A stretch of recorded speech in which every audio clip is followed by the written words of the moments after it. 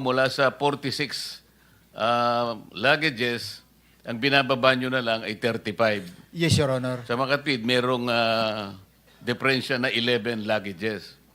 Yes, Your Honor. Paano nyo, hindi ba kayo nagtatanong, teka muna, ang ipinanhik natin 46, bakit 35 na lang? Baka mamaya hanapin sa atin to. Di ba kayo nag-uusap-usap magkakasama?